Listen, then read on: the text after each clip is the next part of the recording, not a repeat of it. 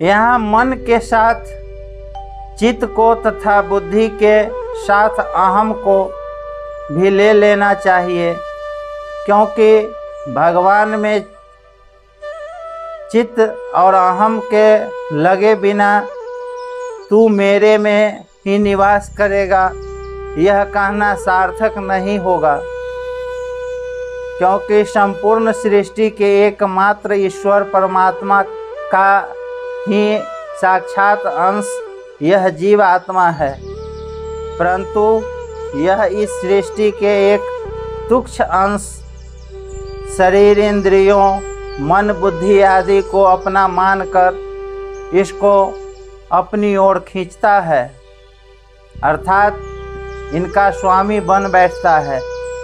वह जीवात्मा इस बात को सर्वथा भूल जाता है कि ये मन, बुद्धि आदि भी तो उसकी परमात्मा की समिष्ट सृष्टि के ही अंश है। मैं उसी परमात्मा का अंश हूँ और सर्वदा उसी में स्थित हूँ। इसको भूलकर वह अपनी अलग सत्ता मानने लगता है। जैसे एक करोड़पति का मूर्ख पुत्र उससे अलग होकर अपनी विशाल कोठी के 1-2 कमरों पर अपना अधिकार जमाकर अपनी उन्नति समझ लेता है, पर जब उसे अपनी भूल समझ में आ जाती है तब उसे करोड़पति का उत्तराधिकारी होने में कठिनाई नहीं होता।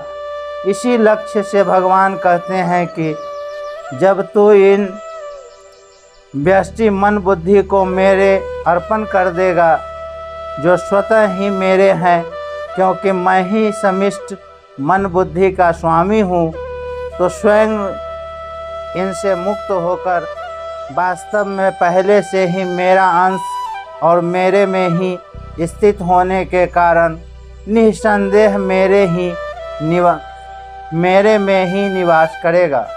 भगवान ने 7वें अध्याय के 4 श्लोक के 5 महाभूत मन, बुद्धि और अहंकार इस प्रकार 8 भाग में विभक्त अपनी अपरा जड़ प्रकृति का वर्णन किया और 5वें श्लोक में इसके भिन्न अपनी जीव भूता पड़ा चेतन प्रकृति का वर्णन किया।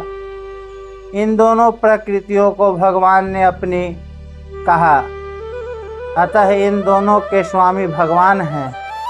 इन दोनों में जड़ प्रकृति का कार्य होने से अपरा प्रकृति तो निकृष्ट है और चेतन परमात्मा का अंश होने से परा प्रकृति श्रेष्ठ है, परंतु परा प्रकृति जीव भूल से अपरा प्रकृति को अपनी तथा अपने लिए मानकर उससे बंध जाती है तथा जन्म मरण के चक्कर में पड़ जाती है। इसलिए भगवान इस श्लोक में यह कह रहे हैं कि मन बुद्धि रूप अपरा प्रकृति से अपनापन हटाकर इनको मेरे ही मान ले, जो वास्तव में मेरा ही है। इस प्रकार मन बुद्धि को मेरे अर्पण करने से इसके साथ भूल से माना हुआ संबंध टूट जाएगा और तेरे को मेरे साथ अपने स्वतः सिद्ध नित्य संबंध का अनुभव हो जाएगा। भगवान की प्राप्ति किसी साधन विशेष से नहीं होती, कारण कि ध्यान आदि साधन शरीर, मन, बुद्धि, इंद्रियों के आश्रय होते हैं। शरीर, मन, बुद्धि, इंद्रियां आदि प्रकृति के कार्य होने से जड़ वस्तुएं हैं। जड़ पदार्थों के द्वारा चिन्मय भगवान खरीदे नहीं जा सकते, क्योंकि प्रकृति के संपूर्ण पदार्थ मिलकर भी चिन्मय परमात्मा के समान कभी नहीं हो सकते। सांसारिक पदार्थ कर्म पुरुषार्थ करने से ही प्राप्त होती है, अतः साधक भगवान की प्राप्ति को भी स्वाभाविक ही कर्म से होने वाले मान लेता है। इसलिए भगवत प्राप्ति के संबंध में भी वह यही सोचता है कि मेरे द्वारा किए जाने वाले साधन ही भगवत प्राप्ति होगी।